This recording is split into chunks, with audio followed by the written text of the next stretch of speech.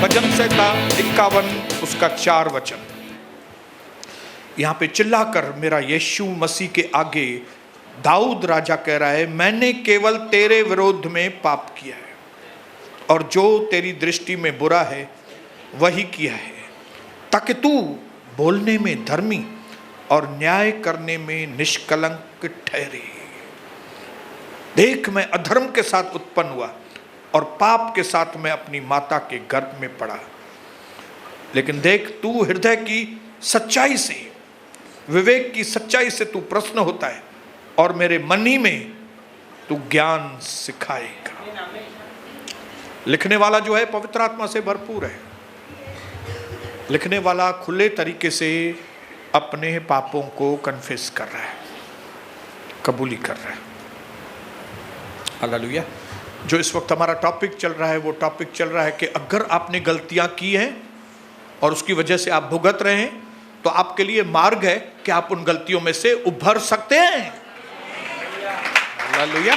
आपने पाप किया है, आपने अपने चरित्र को बिगाड़ा है कोई गलत काम करके, और जिसकी वजह से बहुत कंफ्यूज्ड है, दिमाग काम नहीं कर रहा है, सब गड़बड़ के ऊपर गड़बड़ हो रही है, तो प्रभु कहता है आपके लिए एक मार्ग है ताकि अब अपने चरित्र को वापस से पा सके, अपने पापों की माफी को पा सके, जो आपने खोया है वो सब आपको वापस मिल सके। ये मार्ग है, भले कठिन है। इसके लिए कई लोग इस मार्ग को अपनाते नहीं है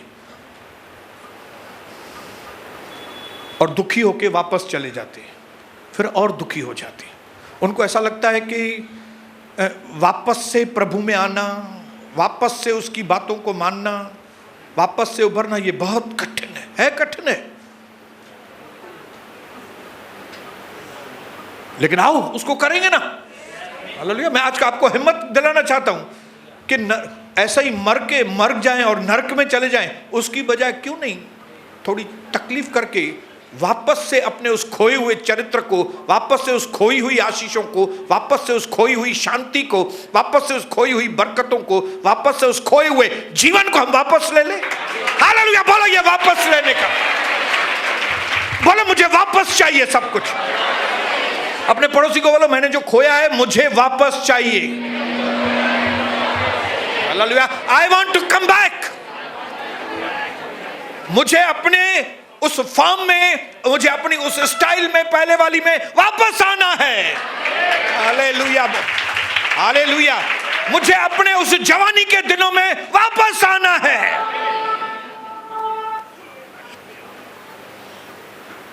हालेलुया। क्योंकि जब प्रभु हमारे साथ है तो कौन मेरी चीज को हाथ लगा सकता है? आपकी चीज को कोई हाथ नहीं लगाएगा अगर आप ये चीज जान लें कि परमेश्वर आपके साथ है। लेकिन अगर आपका भरोसा प्रभु के पास नहीं है तो आपकी चीजें दुष्ट लोग लूट के लेके जाएंगे। लेकिन अगर आप धर्मी हैं, भले गलतियां हुई आपसे, भले अब्राहम ने झूठ बोला कि सारा जो है वो मेरी बहन है, जबकि उसकी पत्नी थी। वो डर गया था कभी राजा मुझे मार नहीं डाले और मेरी पत्नी को, लेकिन क्योंकि अब्राहम धर्मी था, उसकी पत्नी को राजा छू भी नहीं पाया। जब वो छूने के लिए जा रहा था तब प्रभु ने कहा, ओए पीछे हो जाओ, ये जिसको तू छूने के लिए जा रहा है ये अब्राहम की बहन नहीं है, ये मेरे दास की पत्नी है। जाओ बात सलामत, उसको तुम जाके वापस दे के आओ। अगर आप चाहते हो कि आपकी खोई हुई चीजें बात सलामत आपके हाथ में वापस आए, तो आपको अपने चरित्र के ऊपर, आपको अपने चाल चलन के ऊपर, आपको अपने बात करने के ढंग के ऊपर, आपको अपने व्यवहार के ऊपर मेहनत वापस से करनी पड़ेगी। हालेलुया। निराश नहीं होना है, उस अमीर व्यक्ति के जैसा दुखी होकर वापस नहीं जाना है। जब हम प्रभु के पास आए हैं वापस नहीं जाओ। प्रभु के पास आए हैं तो पकड़ो, जैसे प्रभु ने हमको पकड़ा है हम भी प्रभु को पकड़ें। हालेलुया। और परमेश्वर हमें इतने आसान तरीके बताएगा, ऐसे हमारे माइंड को बिजी करेगा कि हमारी वो निराशा, आप विश्वास करो कि जब पहली बार हमारे कलिसा से वो डिवीजन हुआ था, मैं थर्ड स्टेज डिप्रेशन में चला गया था। मेरे दिमाग से ही बात नहीं निकलती थी, मैं काम धंधा नहीं कर पाता था अपना। मैं सोचता था मैं कहां से प्रभु में आ गया, मैं तो इधर फंस गया आके, ये कैसे हो गया, क्या हो गया। लेकिन आज वो सारी चीजें याद करके हंसी आता है। मैं ऐसा रोता था, पागल था इतना मैं। आप इसमें से अंदाजा लगाओ कि प्रभु ने मुझे इन बातों में कितनी विजय दी। इतने बड़े डिप्रेशन में, इतना बड़ा लॉस होने के बाद प्रभु ने मुझे वापस रिस्टोर किया, वापस ताकत दी, वापस अभिषेक किया, वापस पहले से ज्यादा उसने मुझे क्या क्या क्या क्या क्या क्या क्या। आपको भी आशीष मिलेगा, वैसे आपको भी सब वापस मिलेगा अगर आप खड़े रहेंगे तो। अगर आप प्रभु की सुनेंगे, सब कुछ वापस मिलेगा। खाली उतना नहीं, ब्याज के साथ। उसको मिला ना एलीशा के टाइम पे, विधवा को। हाँ, उसकी जमीन किसी ने हड़प ली थी। क्या किया था? राजा ने बोला ब्याज के समेत जो जमीन में से जितना कमाया है वो भी इस बहन को देना। बोलो बहुत बड़ा खजाना आने वाला है मेरे लिए खजाना आने वाला है। कम ऑन, बोलो मेरे लिए खजाना आने वाला है। खजाना आ गया है, आगे द्वार पर खड़े, किनारे पे खड़े, आ गया है खजाना आपके लिए।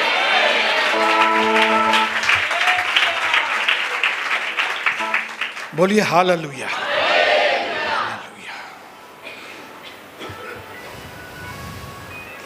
इसके लिए हमने प्रभु के वचन में सुना कि उसकी जड़ जो है, हमें वापस प्रभु में सारी चीजें वापस लेने की, जो चरित्र वापस लाने की जो जड़ है, वो है प्रभु का भय। प्रभु कौन से भी तरीके से आपके अंदर अपना भय डालना चाहता है, क्योंकि एक बार आपके अंदर प्रभु का भय आ गया, वापस से वो बीज फलवंत होना चालू हो जाए। हालेलुया, बोलो हालेलुया। इसके लिए सबसे पहली चीज हमने सुनी थी कि आपको मदद की जरूरत है। यह चीज आपको जाननी पड़ेगी कि आपको मदद की जरूरत है। आपको मदद की जरूरत है। बोलो मुझे मदद की जरूरत है। 1999 में मुझे मदद की जरूरत थी, 2007 में मुझे मदद की जरूरत थी, 2014 में मुझे मदद की जरूरत थी। हालेलुया। जब मैं टूरिंग करता था, मुझे समझ में आ गया मैंने कुछ तो गलत किया है, जिसकी वजह से ये टॉर्चर वाला धंधा, इतना दूर जाओ, कलेक्शन करो, ये करो, ये हमारे अंदर, मुझे समझ में आता था ये मेरे लिए नहीं है, लेकिन मैं कर रहा हूं। जरूर कहीं पे मैं नीचे गिरा हूं, जरूर कहां पे मैंने गलत किया है, तभी मार खा रहा हूं। जब राजा ने उस व्यक्ति को सिपाहियों के हाथ में किया, जिसने अपने दूसरे व्यक्ति को माफ नहीं किया, तो उसके ऊपर मार पड़ना चालू हो गई। क्यों मार पड़ना चालू हो गई? क्योंकि उसने गलत किया। क्या गलत किया? उसने राजा से खुद के लिए तो माफी मांग ली, लेकिन उसको खुद को दूसरे को माफ करना था, उसने दूसरे को माफ नहीं किया। वहां से सजा शुरू हो गई, वो चरित्र में नीचे आ गया, उसका चाल चलन बिगड़ गया, और उसकी वजह से उसको भुगतान। जहां कहीं हम शैतान के लिए दरवाजा खोलते हैं, शैतान आता है। थोड़ा होल भी छोड़ते हैं तो सांप अंदर आ जाता है। इसके लिए जो भी समस्या इस वक्त, अगर आप तकलीफ आपके ऊपर आई है, अपने ऊपर चेक करो कहां पे आप गिरे हैं, कहां पे। ऐसे ही घर में जीव जंतु नहीं आता। मेरे घर की सब स्लाइडिंग बंद रहती है, दरवाजे बंद रहते हैं, सब कुछ बंद। नेट वाली स्लाइडिंग लगी हुई है, हवा के लिए हवा आ जाए भले, लेकिन कॉकरोच नहीं आना मांगता है। वो चमड़ा उड़ता है बाहर, वो चमड़ा नहीं अंदर आना चाहिए। वो कबूतर बाहर आते हैं, वो कबूतर अंदर नहीं आना चाहिए, क्योंकि ये लोग अंदर आएंगे तो गंदा करके जाएंगे, फिर हमारी मौसियों को तकलीफ, हमको भी तकलीफ। इसके लिए क्या करो, अपने घर को इंटैक्ट रखो, अंदर टाइट रखो, अपने घर को, अपने जीवन को टाइट रखो, अपने जीवन के द्वार दरवाजों को बंद करके प्रभु के साथ बैठो, ताकि एक भी जीव जंतु आपके अंदर ना आए। हालेलुया। क्यों आपका पति, आपकी पत्नी, आपके बच्चे क्यों भुगते भाई? इस वक्त अगर आपकी पत्नी भुगत रही है ना आपकी वजह से, आपका पति भुगत रहा है आपकी वजह से, आपके घर में प्रॉब्लम है आपकी वजह से, क्योंकि आपको यीशु मसीह के बारे में मालूम है, आपको वचन के बारे में मालूम है, आपको प्रभु ने तरीके बताए दरवाजा कैसे बंद करें, आपको प्रभु ने तरीका बताया कैसे तुम गिर गए हो तो उठो। हालेलुया। निराश होकर बैठने से, यहां आके शक्ल ऐसी बना के बैठने से कोई फायदा नहीं। दो आदमी पूछेंगे खाली, क्या हुआ ब्रदर, कुछ हुआ है क्या? बहन क्या हुआ तुमको? दो आदमी पूछेंगे, फिर बोलेंगे ये पगली है, जाने दो, केर भी न जो हर खरी उदंद हो गई। लेकिन जब हम अपने आप को इनकरेज करते हैं, अपने आप को उठाते हैं और कहते हैं जब प्रभु मेरे साथ है तो फिर कौन मेरे विरोध में है? जब प्रभु ने बोला है कि भाई तुम 7 बार गिरोगे 7 बार उठोगे, चीज खो दोगे मैं तुमको वापस दूंगा, तो क्यों नहीं प्रभु मेरी मदद करो। हाथ उठाना सीखो, सीखो, बोलो प्रभु मेरी मदद करो, बोलो। बिना उसकी मदद के नहीं कर सकते हम। वो मदद नहीं करेगा तो कोई भी मदद नहीं करेगा इस दुनिया में। वो दरवाजा नहीं खोलेगा, दुनिया में कोई भी आपके लिए दरवाजा नहीं खोलेगा। उसने आपकी सुननी बंद कर दी तो दुनिया का कोई भी व्यक्ति आपकी नहीं सुनेगा बात।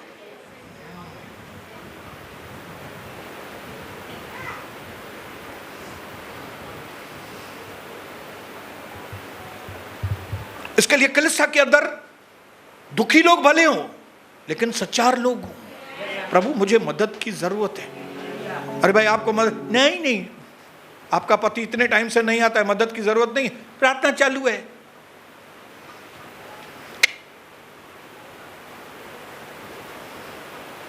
तुमको मदद की जरूरत है, तुमको मदद की जरूरत है। और वो मदद तुमको तभी मिलेगी जब भी आप, जब स्विमिंग पूल में आपको तैरना नहीं आ रहा है और आप डूब रहे हो तो हाथ निकालोगे बाहर के नहीं? और हाथ निकाल के कुछ बोलोगे कि नहीं? क्या बोलोगे? बचाओ। अगर आप बचाओ नहीं बोल रहे, आपको शर्म आ रही है, माँ जाओ, आप ऐसे हाथ ऊपर करेंगे भी, वो आदमी क्या समझेगा? हाय कर रहे हैं, आप वो भी हाय करोगे। लेकिन जब आप उसको बोलेंगे ओए हाय नहीं कर रहा हूं, अरे बचाओ मेरे को यार, बचाओ मैं डूब रहा है, तब वो छलांग लगाएगा और आपको बचाएगा। इसके लिए पौलुस बोलता है जिन लोगों को मदद की जरूरत नहीं है, लीव देम अलोन।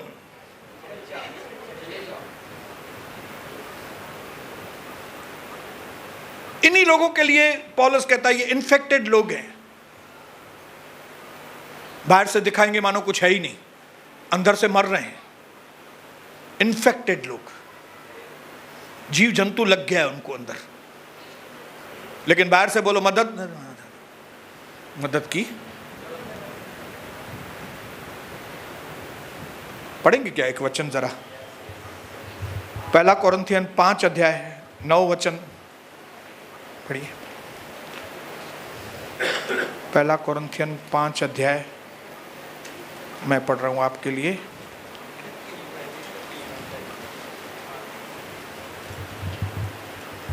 मैंने अपने पत्र में तुम्हें लिखा है कि व्यभिचारियों की संगति न करना। यह नहीं कि तुम इस संसार के व्यभिचारियों, लोभियों, अंधेर करने वालों, मूर्ति पूजकों की बिल्कुल संगति न करो। इस दशा में तो तुम्हें संसार त्यागना पड़ेगा, क्योंकि संसार तो व्यभिचारियों से भरा हुआ है। पौलुस कहता है मैं उनके साथ संगति नहीं करने के बारे में नहीं बोल रहा हूं आपको, हाँ? नहीं तो फिर तो आप किससे भी बात नहीं करोगे। क्योंकि संसार में सब लोग व्यभिचारी हैं। लेकिन पौल कहना चाहता है यह नहीं कि तुम इस संसार के व्यभिचारियों, लोभियों और अंधेर करने वाले मूर्ति पूजकों की बिल्कुल संगति न करो। इस दशा में तो तुम्हें संसार त्यागना पड़ेगा। मेरा कहना यह है कि यदि कोई ऐसा विश्वासी भाई है जो कलीसिया में है लेकिन व्यभिचार कर रहा है, लोभ कर रहा है, मूर्ति पूजा कर रहा है, गाली दे रहा है, दारू पी रहा है, जुल्म कर रहा है, ऐसे लोगों की तुम संगति न करना। हाँ, व्यभिचार कर रहे हैं लेकिन मदद की गुहार नहीं लगा रहे हैं कि भाई ब्रदर मैं व्यभिचार में गिरा हूं, मेरी मदद करो यार। हाँ? ये त्योहार आते हैं तो मेरा मन ऊपर नीचे होता है, मैं जाता हूं मेरी मदद, मेरे लिए प्रार्थना करो, मुझे मदद करो यार। पौल कहता है कि जिनको मदद की जरूरत नहीं ना, वो अंदर ही अंदर खाली गलत काम कर रहे हैं, आपस में गलत मेल मिलाप, गलत लोगों से संगति, लेकिन बताते नहीं। ऐसे लोगों के साथ क्या करो, तुम संगति मत करो। ऐसे लोगों को बोलो गेट आउट, क्योंकि ये बीमारी फैल जाएगी। हालेलुया। कलीसिया के अंदर कौन से लोग चाहिए? ईमानदार लोग चाहिए। और न सिर्फ ईमानदार, कौन से लोग चाहिए? जिनको पवित्र बनने की भावना है, जिनकी इच्छा है कि मैं सही बनूं, जिनकी मर्जी है मैं सुधरूं, मैं नया बनूं प्रभु में। जो मसीह में वो नई सृष्टि है, पुरानी बातें चली गई, देखो सब कुछ नया, मुझे नया बनना है प्रभु।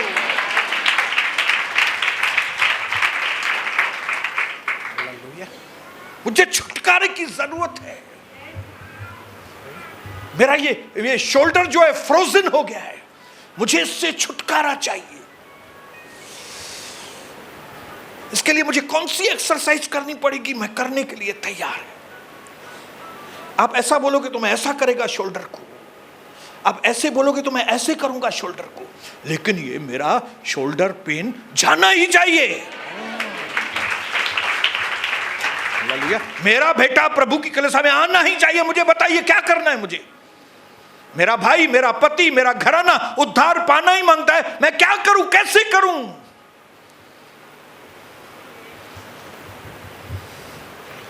बोलो मदद। उसके बाद दूसरा जो स्टेप है, परमेश्वर का भय अगर आपके अंदर लाना है तो दूसरा स्टेप ये है, you must confess that you have violated the trust. आपको अपने मुंह से खुले तरीके से कबूल करना पड़ेगा कि आपने वो काम किया है जिसकी वजह से आपका चरित्र खराब हुआ है।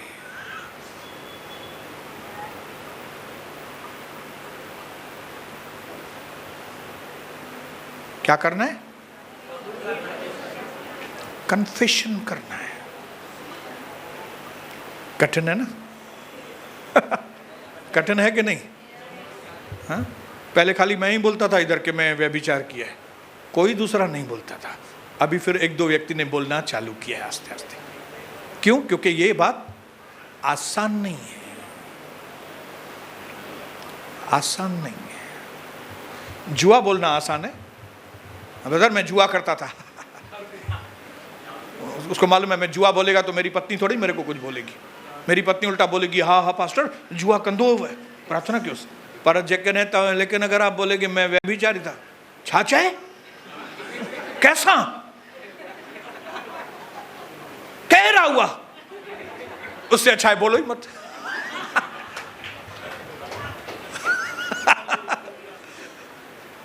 ताली वाली बजाओ ना थोड़ा यार।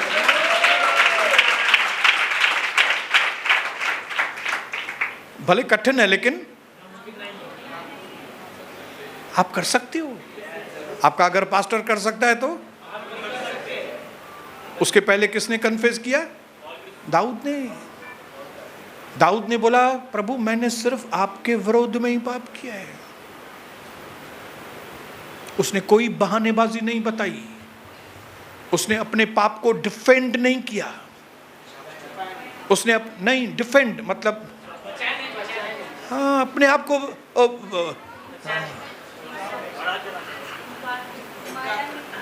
अपने आप बहानेबाजी नहीं बनाई। प्रभु आप जानते हो इसकी वजह से हो गया, नहीं तो मैं तो आपको मालूम है बहुत अच्छा आदमी है, ये हरीश की वजह से मुझे ये करना पड़ा। उसने ये सब नहीं किया और ये करना भी नहीं कभी भी। आपके चरित्र को अगर आपको सही करना है तो न सिर्फ आप अपने पाप को कन्फेस करो, लेकिन उस पाप की, उस गलती की जिम्मेदारी खुद लो। मैंने किया है प्रभु, जैसे दाऊद ने कहा प्रभु सिर्फ मैं। इंग्लिश में लिखा है ये वचन, इंग्लिश में पढ़ेगा कोई जो मैंने पढ़ा अभी 51:4,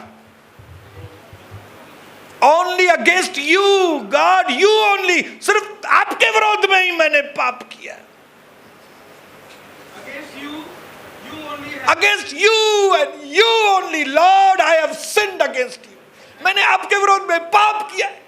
उसने ये नहीं बोला उसकी वजह से क्योंकि मेरी मां मेरे ऊपर ध्यान नहीं देती है इसके लिए मैं घूमती है, उसने ऐसा नहीं बोला। उसने ये नहीं बोला कि ये जो तुमने पत्नी दी है मुझे उसने मेरे को खिलाया, नहीं तो मैं खाने वाला तो नहीं है, आपको मालूम है, क्योंकि मेरी पत्नी ठंडी है इसके लिए मैं भी प्रभु में ठंडा ही हूं। No excuse. If you are giving excuse then you are not accepting your fault. अगर आप बहाना कर रहे हैं ना, आप डिफेंड कर रहे हैं, तो आप पश्चाताप नहीं कर रहे हैं आप, क्योंकि आपको लगता है आप सही हैं, उसकी वजह से आप खराब हुए। मतलब मेरा तो नियत इतना अच्छा है प्रभु आप जानते हो, मैंने तो एक गुड फेथ में इसको 5 लाख रुपए दिए, भाई ये बेचारे का भला होगा, थोड़ा मेरा भी भला होगा, 5,000 10,000 हर महीने मिलेगा। इसका मतलब है कि तुमको पश्चाताप नहीं है कि तुमने प्रभु के घर में पैसों की लेन देन की, तुमको पश्चाताप नहीं है। तुम क्या कर रहे हो? अपने आप को डिफेंड कर रहे हो, हाँ, एक्सप्लेनेशन दे रहे हो। क्या दे रहे हो? एक्सप्लेनेशन। आप कारण बता रहे हो क्यों आपने किया। प्रभु बोलता कारण वारण मत बताओ, मेरे को यह बताओ तुमने गलत किया कि नहीं, बस।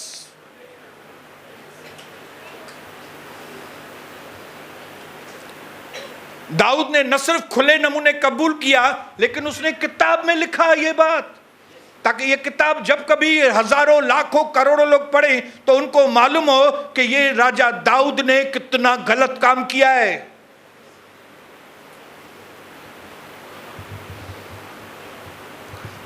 And that is the reason, यही कारण है कि ये दाऊद राजा कम बैक किया, ये वापस उसमें से क्यों उठा? क्योंकि उसके पास यो कन्फेशन का पावर था। उसने सिर्फ लोगों के सामने नहीं, कितना ओपनली किताब में लिख दिया। भाई पढ़ो, जगह पढ़ो तो है। और हम लोग लुक्का छुपी में बर्बाद हो चुके हैं। पहले तो लुक्का छुपी, और फिर अगर खुल गई बात, बंद हो मुट्ठी तो लाख की, खुल गई तो खाक की। अदर मैं तो बताने ही वाला था आपको, मैं तो बस बताने वाली थी, अभी बताया तो नहीं ना, बताया तो नहीं ना। अभी भी डिफेंड कर रहे हो, अपने आप को बचा रहे हो ना। अभी भी आप ये बताना चाहते हो कि आपका कसूर नहीं है, और जब तक आप ये बोलोगे कि मेरा कसूर नहीं है, तब तक आपके चरित्र में कोई इंप्रूवमेंट आने वाला नहीं है।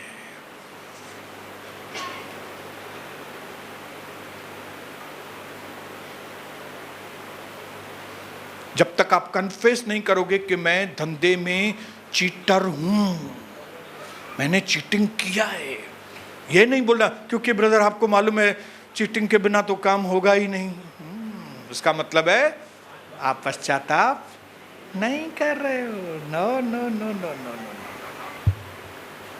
क्या है, गांव जाना ही पड़ता है ब्रदर, मैं आपको क्या बताऊं। और गांव जाओ तो उधर पूजा उसमें बैठना ही पड़ता है। मतलब आप तो बेगुनाह हो, आप तो बाबा सती सावित्री। हालेलुया। क्या बताऊं, हमारी बहनों में आपस में इतना प्यार है ब्रदर। डांटो बहनों मुझे मन में डांटो थी तो तनी पो मैं फोन कर दिया, कैसी हो, तकलीफ तो नहीं है। मतलब कोई गलत नहीं कर रहे हो आप बिल्कुल सही हो। इसके लिए काम ही नहीं हो रहा है, काम हो ही नहीं रहा है। गलत क्या है, खुले नमूने बोलो बाबा मैं गलत हूं। डाकू ने बोला हमने तो पाप किया है तभी सूली पर लटक रहे हैं, इसमें न मेरे मां का कसूर है, न मेरे बाप का, न जज का, न न्यायाधीश का, न वकील का, किसका कसूर नहीं है। आज मैं सूली पर लटक रहा हूं, उसका जिम्मेदार मैं हूं।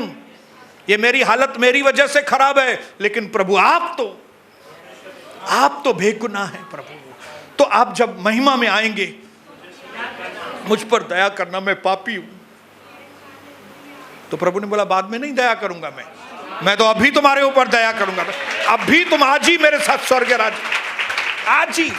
हम डिले करते हैं, डिले कन्फेस करने में डिले करते हैं, जुल्म करते हैं। किसके ऊपर? खुद के ऊपर भी, दूसरों के ऊपर भी जुल्म करते हो आप, देरी करते हो।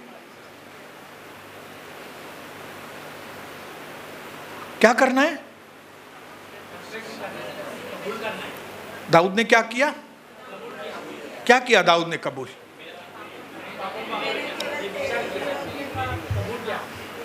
दाऊद ने क्या किया? पकड़े जाने के बाद किसको मालूम थोड़ी था बत्शेबा का उसके साथ कैसे रिलेशन हुआ, उरिया को किसने मार दिया, किसी को मालूम तो नहीं था।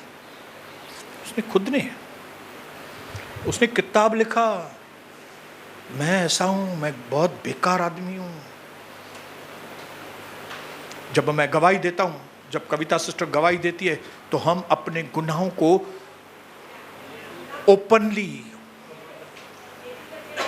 ओपनली कबूल करते हैं।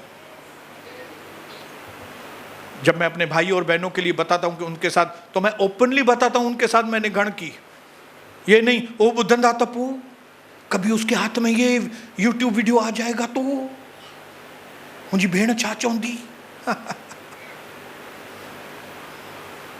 कभी ये सोचा है मैंने कि वीडियो कभी उनके हाथ में लगेगा? हाँ, वो बोलेंगे सोनी छातू का लाए भाई, असाए लाए, तो मैं उसको बोलूंगा तुम्हारे लिए नहीं बात कर रहा हूं, मैं अपने लिए बात कर रहा हूं। क्या बात करो अपने लिए? अपने लिए बात कर रहा हूं कि मैंने तुम्हारे साथ बहुत घण की, मैं तुम्हारे बगैर नहीं रह सकता था। मेरे मन में ऐसा था कि भाई भाइयों के बिना मैं कुछ नहीं कर सकूंगा, और इसकी वजह से मैंने अपनी सत्यानाश की। तुम्हारी वजह से नहीं, अपनी वजह से। मैं तुम्हारे ऊपर दोष नहीं लगा रहा हूं, मैं अपने ऊपर दोष लगा रहा हूं, मैं अपनी जिम्मेदारी ले रहा हूं। बहन जी बात समझ में आ रही है? हाँ, क्योंकि दूसरों के ऊपर दोष लगाना तो बहुत आसान है।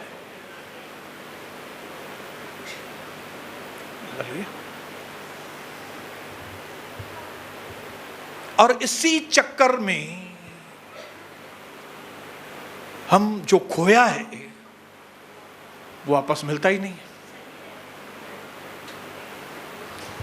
एक खाली दो होंठ खोल के सही जगह पे कन्फेस करेंगे कि भाई मैं गलत व्यक्ति है, मैंने ये गलत किया, उसका जिम्मेदार मैं हूं। उसमें कुछ जोड़ो मत, इसकी वजह से ऐसा हो गया, उसकी वजह से ऐसा हो गया, उसने प्रेशर डाला था मुझे, उसकी वजह से। नहीं तो मैं आपसे कितना प्यार करता है, तू प्यार करना जा, वेरी गुड, वेरी गुड। अगर आप प्यार करते हो तो प्यार जाहिर होगा, अगर आप धोखा करते हो तो धोखा जाहिर होगा आपका। हालेलुया। अंदर अगर आपके आग जल रही है तो धुएं की बदबू आएगी। लेकिन अगर आपने परफ्यूम लगाया तो, लेकिन अगर आप पसीने से आए हैं तो हाथ ऊपर कर दिया अगर, अरे ये क्या है, ये ब्रदर मैं दुकान से आ रहा हूं और परफ्यूम नहीं लगाया। आपको मालूम है मेरा बॉडी इतना हैवी है, पसीना निकलता है, क्या करूं? डिफेंड नहीं करो। 25 रुपए में इधर बॉटल मिलता है परफ्यूम का उल्लासनगर में, लगाओ, लगा के आओ इधर प्रभु के घर में। ब्रदर वो तो डुप्लीकेट ना, खुशबू तो आती है ना, कम से कम ये बदबू तो नहीं आएगी।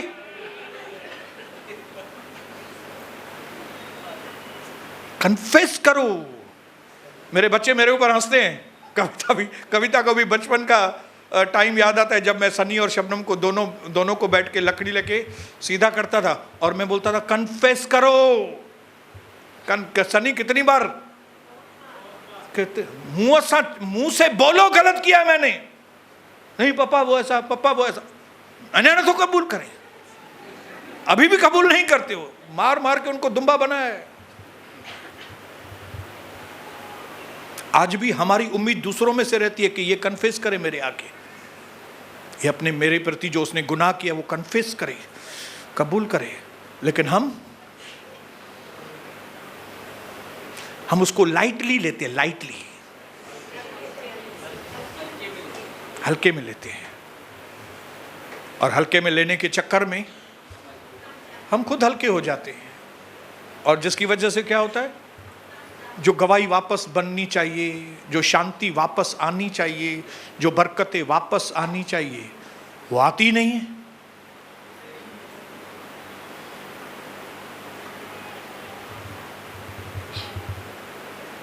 बोलिए हालेलुया। इसके लिए अगर आपको सारी चीजें वापस चाहिए तो आप क्या करो, confess clearly, never justify. Justify मतलब सफाई मत दो। भाई आपने 10 साल गंवाए हैं तो ये मत बोलो मत बोलो। प्रभु सुनना चाहता है डायरेक्ट, हाँ ब्रदर मैं गलत हूं। जैसे जज आरटीओ के अदालत में उस खाली सुनना चाहता है, गुनाह कबूल है, अगर हम बोलते हैं यस सर, बोले कि खाली 100 रुपया ले लो इससे बस। लेकिन अगर हम बोलेंगे नहीं वो तो वो बच्चे की वजह से नो एंट्री में घुस गया, वो मेरा घर इधर से नजदीक था तो मैं उधर ट्रक से एक्सीडेंट हो रहा था तो मैं अंदर घुस गया ऐसे, इसको 2000 रुपया फाइन देना।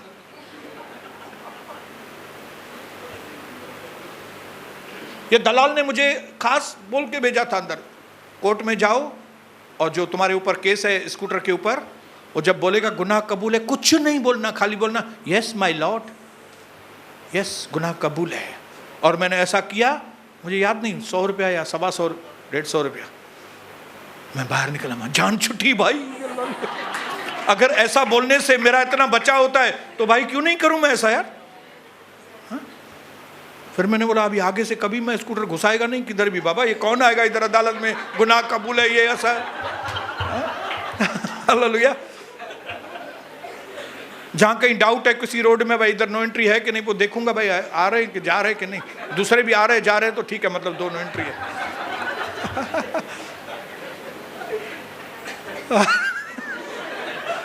हालेलुया बोलो, हालेलुया बोलो, बोलो मेरा यीशु बहुत अच्छा है भाई। हाँ वो सिंपली में आपको छोड़ना चाहता है, सिंपली में एकदम सिंपल तरीके से आपको छोड़ना चाहता है। आप कबूल करो और कोई बहानेबाजी मत करो और बोलो मैं रिस्पॉन्सिबल हूं। हालेलुया। नहीं ब्रदर आपको मालूम है फ्राइडे को मेरा धंधा बहुत होता है, इसके लिए मेरा लेट आने के चांसेस होते हैं। नहीं नहीं ब्रदर मंगलवार को ऐसा होता है, नहीं ब्रदर संडे को ऐसा होता है, नहीं ब्रदर ऐसा होता है। 2000 दंड, 5000 है, 10,000 है, आखिर आपको ही चुकाने पड़ेंगे। जो आप कर रहे हो ना, आपका मैं नहीं चुकाऊंगा, क्योंकि मैंने आपको स्ट्रिक्टली बोला है। नंबर 4, 3 स्टेप, तीसरा स्टेप जो आपके चरित्र को बचा सकता है वो है आप अपने आप को एक सच्चे विश्वास योग्य अधिकारी के आगे समर्पित करो।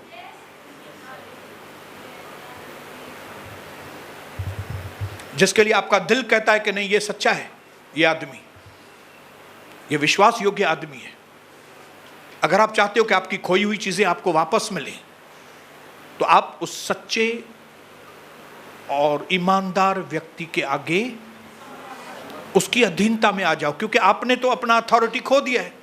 एक बार आपने चरित्र खो दिया तो अधिकार खो दिया आपने। You are disqualified. हम लोग कौन है? हमें बात करने का भी अधिकार नहीं है। हम पापी लोग हैं भाई, हमें बात करने का भी अधिकार नहीं है। हम रिजेक्टेड लोग हैं,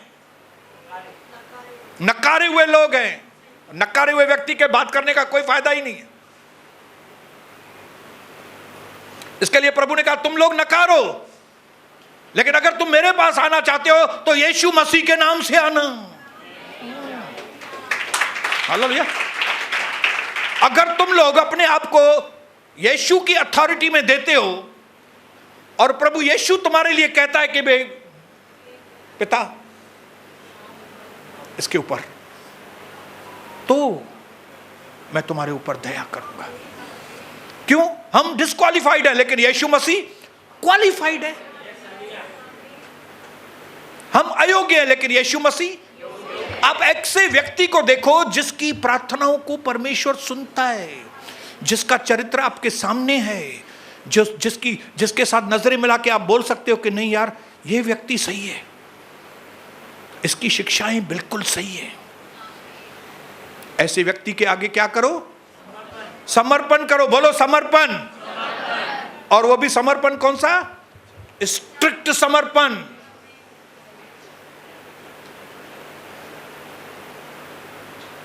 अपने दोस्त को अपना लीडर मत बनाओ। क्यों? क्यों? दोस्त को क्यों नहीं लीडर बनाए? क्योंकि दोस्त दोस्ती का ख्याल रखेगा और आपको इतना ज्यादा स्ट्रिक्ट नहीं होगा।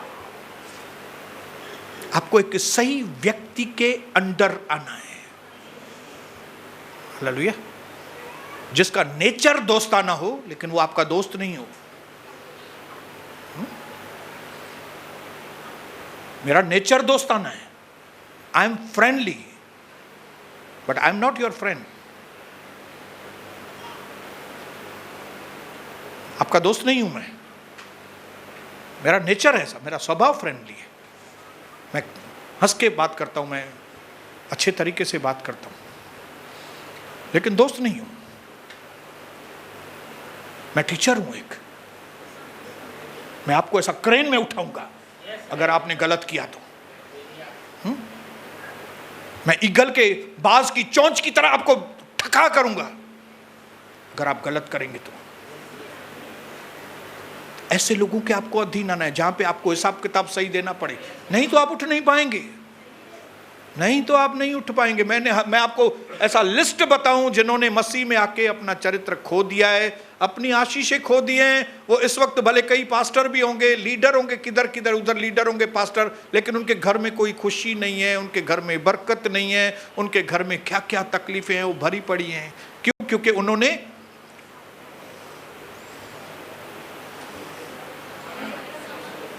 अधीनता में नहीं आए वो। और अगर अधीनता में किसी के आए भी हैं तो नाम बड़े दर्शन खोटे के अधीनता में, जो खुद ही किसी की अधीनता में नहीं है। उनको कोई स्ट्रिक्ट टीचिंग देने वाला नहीं है, उसको कोई कड़क बोलने वाला नहीं है। लालिए, जब कड़क चीजें, कड़क शिक्षाएं आती है तब एक व्यक्ति पुलिस वाला बनता है। अरे ओ 200 मीटर 20 किलोमीटर दौड़ना है। साहब ऐसा करो ना कि मैं 2 किलोमीटर ही खाली भागू। अरे यार ठीक है, तू मेरा दोस्त है, तू 2 किलोमीटर ही भाग। वो पुलिस वाला 2 किलोमीटर खाली दौड़ेगा, 20 नहीं। क्या होगा? वो वैसा पुलिस वाला बनेगा जो 20 किलोमीटर दौड़ लगाएगा? उसकी स्ट्रेंथ वैसी आएगी, उसकी कैपेसिटी उतनी बढ़ेगी। इसके लिए आज के पुलिस वालों का पेट देखो कितना बड़ा है। क्यों? डिसिप्लिन नहीं है। अरे भाई तू व्यंजो ख्याल न कर, पैंजो तो ख्याल कर, तू टंगू ही टेढ़ी थी तो हली नहीं सके।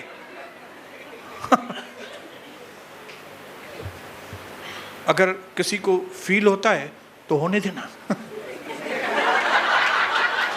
कि आपको फील होएगा तो एक दिन याद आएगा कि भाई पास्टर ने बोला था। वो फ्रेंडली है लेकिन मेरा फ्रेंड नहीं है बराबर, वो हमारा सही टीचर है। जब कभी आप बर्गर किंग खाएंगे तो करंट आएगा आपको। जैसे अभी पेजर और मोबाइल उसमें वॉकी टॉकी में ब्लास्ट हुए हैं ना, आपको मालूम है? हाँ, लेबनान में क्या हुआ? इजराइल ने ऐसा काम किया है कि जिन दुश्मनों के पास वो पेजर थे, पेजर पहले यूज करते थे हम लोग, हाँ, और वॉकी टॉकी जो उनके सैनिकों के हाथ में रहता है, उसको उड़ा दिया उसने। तो जिनकी जेब में था, इधर था, उधर था, सब उड़ गए। हो तो आप भी जब परमेश्वर का भय रखेंगे और बर्गर किंग हाथ में आओ नहीं, मैं तूरी खाएगी जाके घर में। मां सिर्फ तूरी खाई दस बस। और मैं वो वड़े में वो कौन से वड़े बनती है जिसमें वो उपवास वाले वड़े कौन से होंगे? साबूदाना। मैं साबूदाना खाएगी जाके। वो भी साबूदाने भी मैं कम डालेगी उसमें, क्योंकि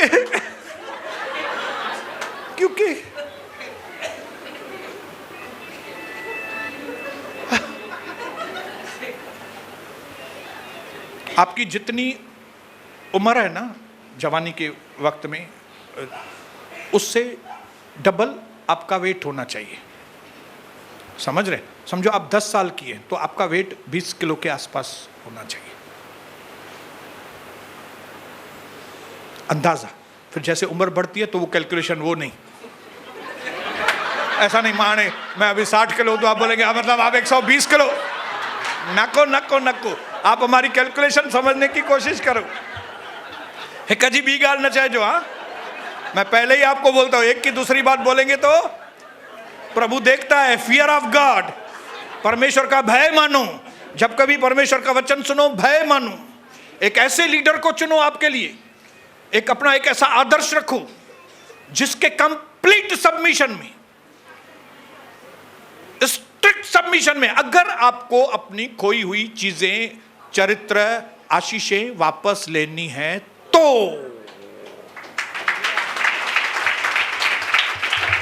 जिसके बारे में आपको मालूम है ये भले स्ट्रिक्ट है बहुत, ये कड़क भी है, लेकिन ये फेथफुल है यार, ये ईमानदार है, ये प्रभु का भय मानता है। हालेलुया। पतरस गिर गया, उसने यीशु मसीह को नकारा। क्या हुआ फिर? अपने काम धंधे पे लग गया जाके। जब उसके चेले चपाटे दूसरे प्रभु के मिलते होंगे उसको, वो बोलते होंगे ये तो गया।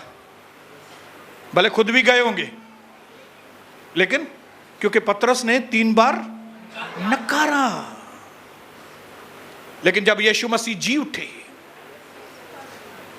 जब उसने मरियम को और दूसरी मरियम को दर्शन दिया जी उठने के बाद, तब उसने बोला उसको, अभी हम नेक्स्ट मीटिंग रख रहा हूं मैं आप सब लोगों के लिए, तो उस मीटिंग में मेरे चेलों को बोलना उस मीटिंग में आए, और खास करके पतरस को बोलना। क्यों? प्रभु को मालूम था कि ये पतरस गिर गया है, वो शायद वापस नहीं आएगा, या तो अगर आएगा भी चेलों को भी उम्मीद नहीं होगी कि पतरस आएगा, क्योंकि उनको मालूम है पतरस गया। और अगर पतरस आएगा तो उसको बोलेंगे पतरस को, क्या भाई वापस क्यों आए तुम? 3 बार नकारा, ये किया, तभी क्या वो नहीं था क्या? अभी वापस आ रहा है? प्रभु को मालूम था ये सब बातें होंगी, इसके लिए प्रभु जो कि सही अथॉरिटी है, सही अधिकार वाला है, उसने बोला पतरस को बोलना आए और चेलों को बताना कि मैंने पतरस को बुलाया है। जब चेलों को मालूम पड़ा कि प्रभु ने पतरस को बुलाया है तो सब चेलों का जबान, और इस तरह से पतरस ने जो खोया था वो उसको वापस मिला। क्या खोया था? क्या खोया था भाई? कोई बताएगा पतरस ने क्या खोया? पतरस ने अपना अभिषेक खो दिया था। पतरस ने अपना आत्मविश्वास खो दिया था। और आपको मालूम है ये अभिषेक, आत्मविश्वास, ये हमारे जीवन की संपत्ति है। जब गुमराह पुत्र के बारे में लिखा है कि गुमराह पुत्र ने अपनी संपत्ति खो दी, तो उस संपत्ति में खाली धन दौलत नहीं था, उस संपत्ति में उसकी सेल्फ रेस्पेक्ट थी जो उसने खो दी थी, अपनी अथॉरिटी खो दी थी, अपना रुतबा खो दिया था। क्योंकि जब वो बाप के साथ था तो रुतबा ही अलग था, जब बाप के साथ था तो बात ही कुछ अलग थी, जब पिताजी के साथ था तो पोजीशन ही अलग थी। जब लोग कलीसिया में होते हैं तो पोजीशन ही अलग होती है, जब लोग कलीसिया में होते हैं तो क्या उनके रुतबे होते हैं, जब वो कलीसिया में आते हैं आराधना करते हैं तो क्या तो बाहर भी उनका रुतबा होता है।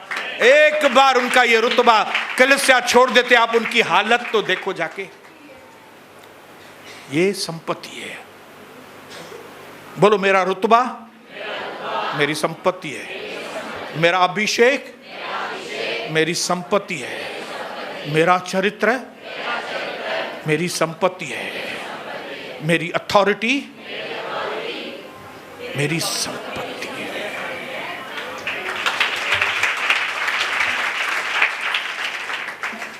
कठिन होगा लेकिन करना पड़ेगा यार, करना पड़ेगा, भले कठिन है। आप बोलेंगे हिन जी अधीनता में अचूं, हुन जी अधीनता में अचूं, गाला कीअं थी पई। इन ऐसे ही लोग आपको चाहिए, क्योंकि आप सीधे लोगों के साथ सीधे नहीं हुए तो प्रभु ने आपके लिए वो रखी है। हालेलुया। जब सेंट्रल पुलिस चौकी में आपका इलाज नहीं होता तो आपको थाना भेजते हैं, और थाना में भी इलाज नहीं हुआ तो तिहाड़ के तिहाड़ जेल भेजते हैं।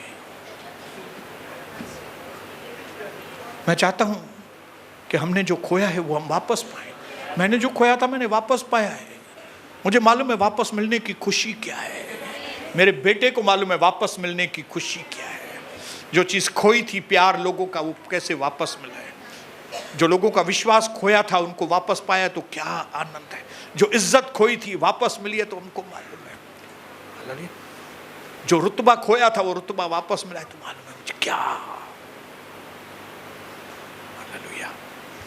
क्योंकि दाऊद ने खुले तरीके से अपने पापों को कन्फेस किया, अपने आप को प्रभु के अधीनता में किया, इसके लिए वो शान से जिया और शान से मर गया। आपको मालूम है हमारा जीना भी शान से होना चाहिए, मरना भी शान। जब हम मरे तो लोग बोलना मांगता है यार ये तो क्या आदमी था। और हमको क्या करना चाहिए? जिए भी शान से, मरे भी शान से। बोलो मैं जीऊंगा भी शान से, मरूंगा भी शान से। जीते जी भी कोई मेरी ओर उंगली ना करे, मरने के बाद भी कोई उंगली ना करे।